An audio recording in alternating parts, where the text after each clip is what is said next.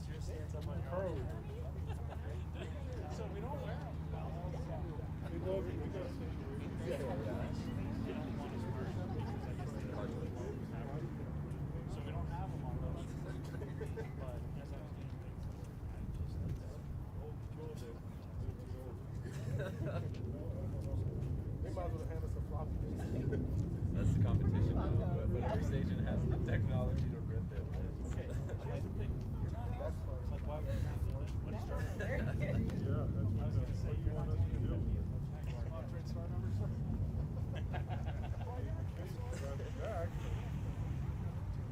I can't reload. That's bad. Yeah, exactly. I don't know what you guys.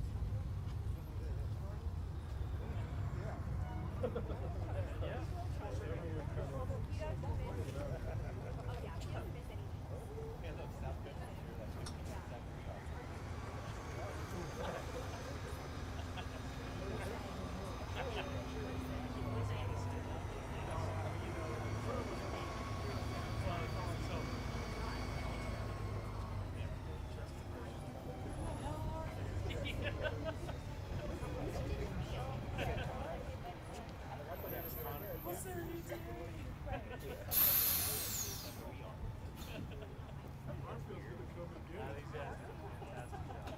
Very proud of them all. I'm sure it's already like I'm going to write it up today. I was waiting to see what I was going to do that, so I'll write it up. So I can get like 25 cents. No, you guys did. We were still watching the video.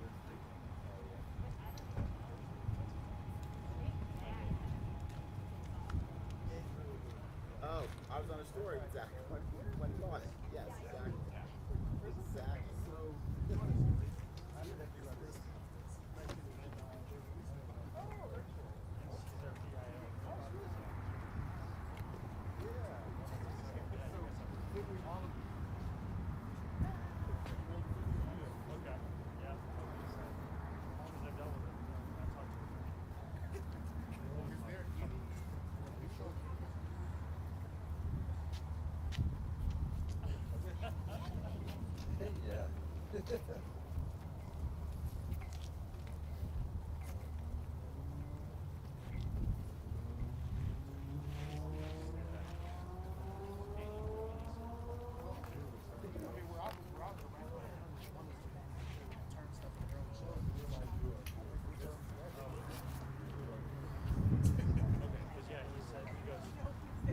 Mine goes dead.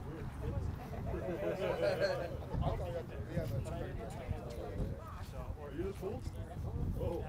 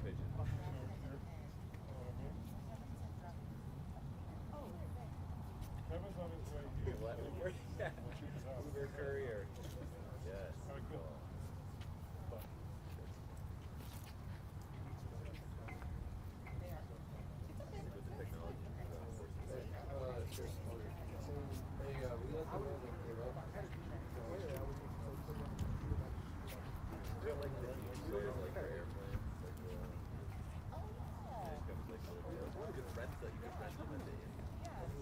We're good. We're just waiting for the girl. Maybe we could like play it. You could play it on a portable DVD player and then like make it all free. My kids were going there. We thought Yes. Yeah, the little pop-up. Yeah. that was It's fun. I remember that was the whole thing because I loved it in the airport. You would like rent one and then or you have your own and you rent a DVD and then drop it off at the airport. I like that technology. That was like the best. We're looking at DVDs. This is not even. No. Now they're putting VR on cows.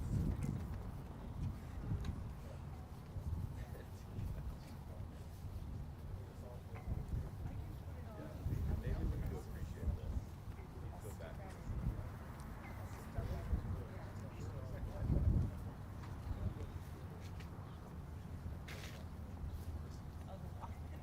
Oh, yeah. I was just after that era. But I do love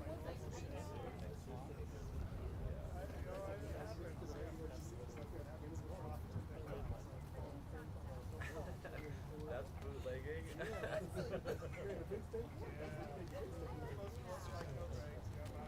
And then you would capture the like the first word that you get.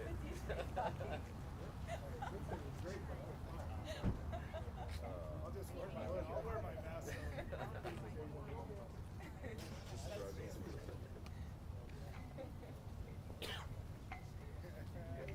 I remember you get judged. And you have the binders. I remember the binders. Yeah. Yeah. It's a classic.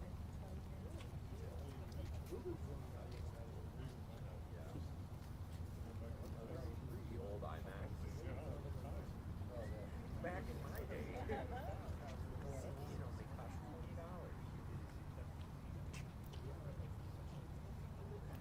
The CD is sickening. I'm about to say, Right there. we were all coming in today just like, Do a story on this. everybody turn the story on. This is how technology works. What do I do with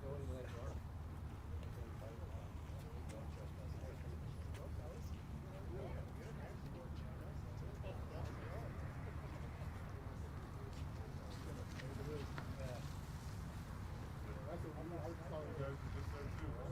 You guys have your CD-ROM. Just post it up. We have big shots. Yeah. Yeah, it's all right here. Yeah. I might The journey. Yeah.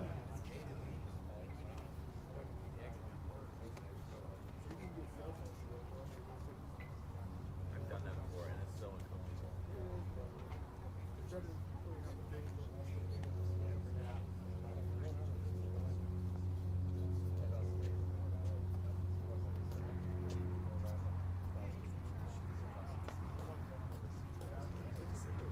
What's your stuff?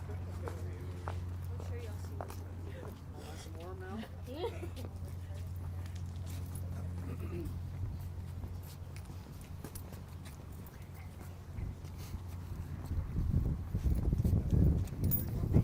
Good stand right here. Right. Thank you all so much. Good afternoon, everyone. I'm good. How are you? My name's Ginger Delgado. I'm the PIO for the Arapahoe County Sheriff's Office, and I just want to thank you for coming today and welcome you here. I think most of you already have the background on what happened. We had 3 kids, ages 4, 6, and 11, who fell through a frozen pond yesterday afternoon at 9100 East Florida Avenue. 2 of the kids were rescued, and they're now home, safe. One of the kids, a 6-year-old girl, I wanted to give you an update on her. She has been transferred to Denver Health Medical Center from Children's Hospital, and she's in serious condition today. So I know we reported that she was stable earlier, but she's in serious condition in the intensive care unit, and she is expected to survive. We also have We've got our deputies here today. We have a firefighter from South Metro, and then we also have Dusty Talavera, who is a brave woman who helped rescue some of these kids. You'll hear from her today. And we provided the body-worn camera footage to you, as well as some pictures of the frozen pond after the rescue took place. So let's get started. I want to give you the names of the people who are going to be speaking today. We have 3 of our deputies who responded to the call, and they're all going to share information on what happened and what they saw when they arrived on scene. We have Deputy David Rodriguez. He's been with us for 7 years with the Sheriff's Office. We have Deputy Blaine Moulton. He's been with us for 4 years. And Deputy Justin Dillard has been with us for a year. Also, firefighter engineer Corey Sutton with South Metro Fire Rescue. He's going to speak to you. Corey was on the crew who responded to the scene. And then, of course, Dusty Talavera will speak after that. So thank you for coming. Okay, do you want to start? Sure. Hi, so I'm Deputy Rodriguez with the Arapahoe County Sheriff's Office. So yesterday upon arrival on the scene, we came across a juvenile female, unconscious, not breathing. We started chest compressions, CPR, until South Metro Fire and Rescue arrived, took over, and were able to transport the child. And we verified that all children that were involved were safe and doing well. At which point, that was the end of our investigation.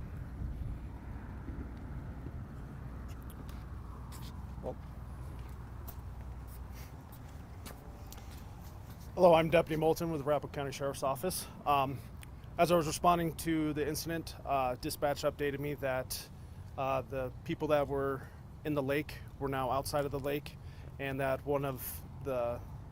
there was someone who was unconscious, not breathing. At that point, I knew I needed to grab my AED, so quickly grabbed that. As I responded into the apartment complex, I was waved down by someone. Pulled up next to him, grabbed my AED, ran as fast as I could, and upon arrival, I saw a female about the age of 6 to 7 years old on the ground, not unconscious, not breathing. Checked for a pulse. She didn't have a pulse. Deputy Rodriguez started doing CPR while I prepped the AED and attached the AED pads on her, and we performed 2 rescuer CPR until South Metro arrived and took over patient care.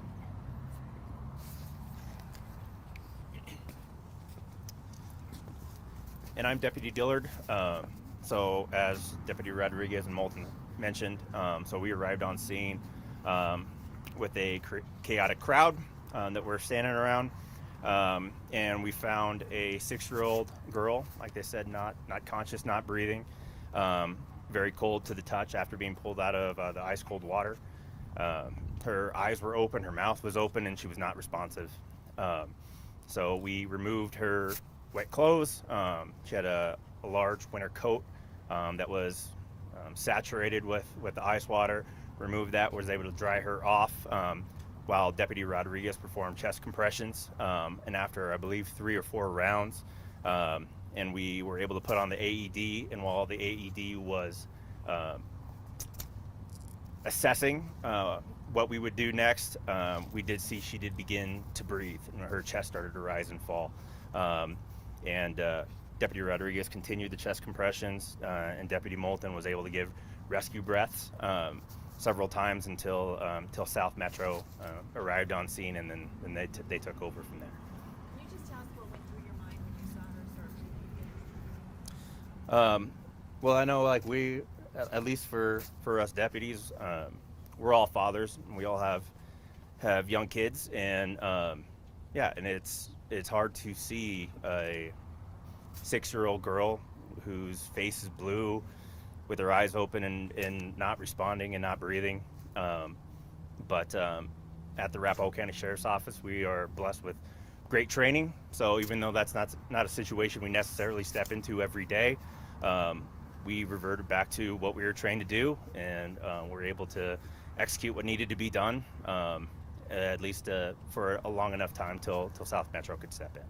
But yeah, it was, yeah, it's scary. It's not something you want to see, but the training kind of prepped us to do what we needed to do anyway. And then you were relieved that you saw that? Yeah, seeing her breathe before being transported to, I think you guys ended up going to Children's Hospital, was a massive relief for sure. And obviously she's still in serious condition, and we continue to pray for her. But at least knowing that, there's so many things that we come across that are out of our control, that, the things that we can control, we did the best that we could with it.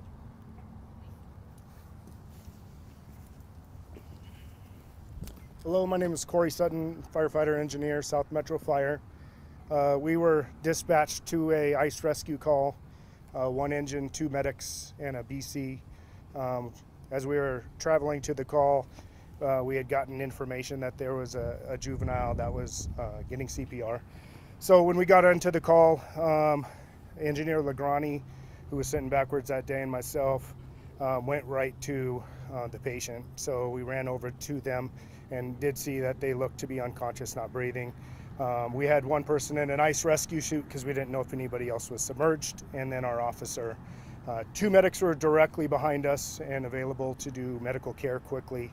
As Legrani and myself went to the scene, we saw an RP and asked them if there was anybody else under the water. They said 100% no. So that was a relief at that point. So as we proceeded, we saw the officers giving CPR, doing a wonderful job. We asked them to step aside so we could begin. Same, we started doing 2-person CPR. We had no pulse at the time, and we did not see any breathing at the time when we took over. As the AED was on, it was telling us to do compressions, so we began. Firefighter Legrani was doing the compressions, and he was counting. He said at 28 counts, he felt some type of rigidity or pressure back, and we heard gurgling, so we turned the young girl to the side, started doing back slaps, and she actually released the mucus and looked to start trying to breathe on her own. In my estimation, it was ineffective breathing at that point. He and I decided, the medics were bringing the pram to us, that we would pick her up and run her to the gurney as fast as possible. So as we got her to there, the medics were on scene. It was all hands on deck in the back of the rig. The medics did an amazing job. We got all the clothes off because obviously hypothermic is a big risk at that point, and we started hooking her up, getting her oxygen, and doing everything that we could. Quickly, they took the 2 medics and the 2 medics that were on the rig, so 4 of them went to the hospital. They did go to Children's, and then we had removed ourselves, and they went emergent to the hospital. So it was a wonderful event from the standpoint that somebody in the community did a heroic event and put themselves at risk jumping into an ice cold pond. It was amazing, and I think them and the officers was a huge factor that hopefully this little girl can survive it. Good. Hi. I guess what happened, I was just looking out my window and saw a couple kids just walking on the ice pond, and I just, like, a few seconds later, I just saw them fall in. And so, I mean, like, instinct was to go outside and help them and stuff like that. And so I just, before I even realized it, I was out there on the middle of the pond pulling 2 kids out. And that's when I fell in the pond for the 3rd kid, and I tried to, like, hold her head up. I tried to hold my head up. The pond was really deep, but there was a young man that threw us a rope, and he pulled us out, and that's when I got out. And she's okay. What was going through your mind when you were running out there and seeing those kids? I really don't think anything was, it was just kind of like save the kids, like they're just children, so I was just worried about them and didn't really think about it. Did you hear screaming, or how did we alert it? There was screaming, there was a little bit of screaming, and I mean it was kind of chaotic. There was kids running, trying to get help and stuff like that, so it was kind of scary. Were you having trouble yourself getting out once you fell in? I did, yeah. I tried to crawl out, but it was too slippery, and I just ended up falling back in. And then can you tell us again how you got out? There was a young man who threw us a rope, and I just ended up grabbing the rope. He pulled me out, and I grabbed the girl and pulled her out. So in these cases, every second counts. And so how do you feel being part of this? I mean, you literally helped save this little girl's life. It shocks me. It shocks me because, I mean, it could happen to anybody, and I mean, they're just children. They're doing what kids do, and so I mean, it's kind of bittersweet, you know. I mean, I just pray she's okay. And so. I'm sure you're aware that people are calling you a hero. What do you think of that? I guess it's pretty cool. Yeah, it's pretty cool. It's nice. At what point did you know you needed to jump in? Did you have time to grab the code or anything, or just run out the door? I just kind of put some shoes on and ran out. I just knew that nobody was really outside, so I mean, it was me, you know. I just knew it was me that had to do it. And it's pretty cool. Did you slip in, or did you go? I ended up falling in. Yeah, I just kind of slipped. The ice broke. Can you tell us how cold that water was? Oh, it was freezing. I mean, my fingers still feel, I can't, it's odd feeling. I don't know how to describe it. But yeah, no, it was very cold. I mean, I was freezing. So you were the hero for these kids, and then you fell in, and someone was the hero saving your life. Absolutely. Tell us about that interaction. I mean, I'm thankful for that young man that threw the rope because, I mean, I'd have been in there longer. She would have been in there longer. I don't know what would have happened, you know? I mean, I was struggling myself, so I'm really blessed to have somebody who was brave enough to do that. Definitely. I mean, I've seen him around and I've seen him play and stuff like that, but no, I don't really, I don't know him. You live in the apartment complex. I do. What do you think of these guys behind you? They're pretty cool. I'll give them that. Yeah, no, I appreciate how quick they responded because they were pretty fast. So. How deep is the water in that? I actually tried to go under to push myself back up so I could push her back up, but I could never touch the ground, so I'm not sure. It was very deep. It was crazy deep. I was actually able to talk to one of the. You have to step forward. Okay, cool. I was actually able to talk to one of the maintenance crew, and he said that the depth of that pool is around 15 feet. Yeah. While Correction. you're here, can you just tell us about the dangers of we're having this really mild weather and ponds aren't as frozen as they may look? I'm sorry. Can you just talk about the dangers of icy ponds because of all the mild weather we've been having? Oh yeah. Colorado's kind of interesting. It'll be very cold one day, and the next day it's, shorts and summer type of weather. So the fact that the ice may look like it's solid and it's been chilly a couple days here and there, in between those days it gets really warm and the ice isn't as thick as you think it is. So, and I'm sure just being, curious kids just wanting to go out and have fun and do something a little exciting, going out on the ice turned into kind of a dangerous situation for everyone. So there were different organizations and departments part of this, also civilians a part of this. Talk about each link in the chain and kind of the teamwork necessary for all of those links to save those. Honestly, I would say it was just a perfect storm, to be honest. The fact that we had her witness these kids fall in there and her quick reaction to just quickly put on some shoes and run out there and, save the kids, in putting her life at risk for the kids to make sure that they could make it another day is amazing. When I got there, I didn't see her. All I saw was the kid up on the sidewalk there, and the kid became my priority and Deputy Rodriguez's priority, and we did what we could for her. And then South Metro shows up and they started taking care. She rolled over and started kind of breathing on her own. So felt like an eternity, to be honest, but with everyone's quick reaction and timeliness, it worked out really well, and hopefully she'll pull through this. And how do you feel a day after this?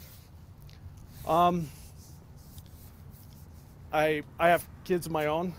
I have an 8-year-old, And, you know, the whole time I was there, I was just kind of, you know, I didn't want somebody to lose their daughter.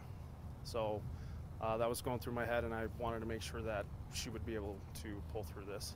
I just counted as I was at the right place at the right time and was able to get there as soon as I did.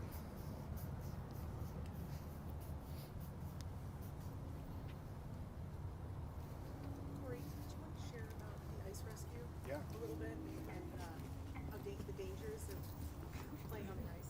Yeah, so during this time of year, it's a high priority for South Metro to get education out there. So hopefully this event can maybe change the thoughts and minds of the dangers for others, because like the officer had said, you know, a couple cold days in a row, then the ponds freeze over, but then one day of sunshine. And it looks like it's a playful environment that you could play hockey on, but it's truly not. So as you can see, 3 young children, 6 years old, that are not very heavy at all, can fall right through. So please be very diligent on teaching your children ice safety and just understanding the risks of being on that type of environment. It's definitely one of our biggest target hazards. So actually this morning when I went from one station to another, that was the point at the kitchen table for us, was let's get the ice rescue suit out and let's train really quick, just to make sure that if we have another event like this, that we're fully prepared, our gear is ready. So this is definitely not the last time something like this will happen, but hopefully events like this can teach others to mitigate that risk a little bit. Can you talk a little about pets too, and how to prevent pets from falling through the ice as well? Yeah, so pets, this happens all the time. So potentially when it gets cold and icy, that every day within our district we'll have a pet through ice that needs rescuing. And truly when you're out walking during this time of year, that I would suggest keeping your pets on a leash when you're close to ice, because they know no different as well. They see like a winter wonderland and want to run and have fun on it, and that same thing happens. They get overcommitted, they fall in, and the same thing, we end up having to go out and do a rescue. Yeah, so I would just say keep them on a leash. That is probably the most important part. Any tips for surviving a fall like this?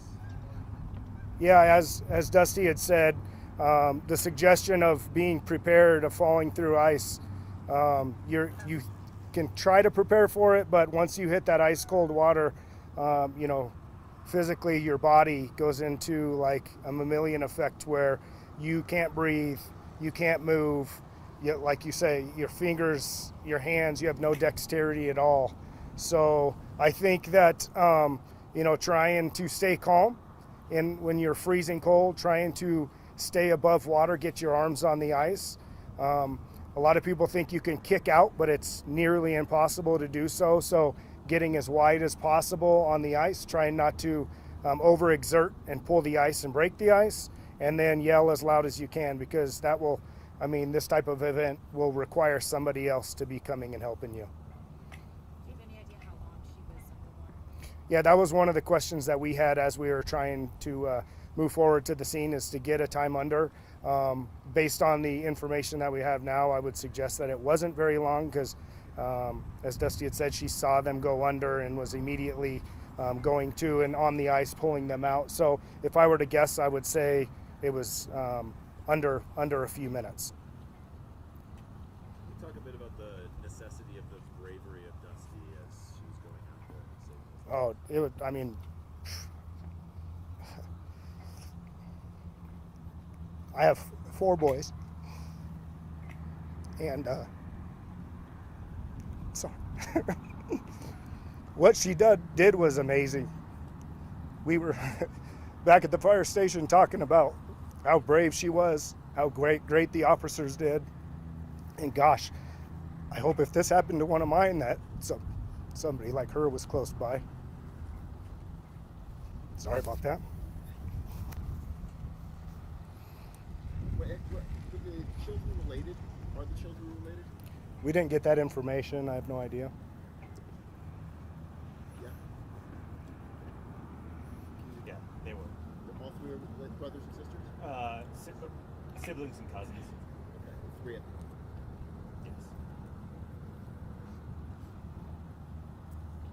else? Okay. You guys good? Thank you very much. Okay. Well, thank you. Thank you so much.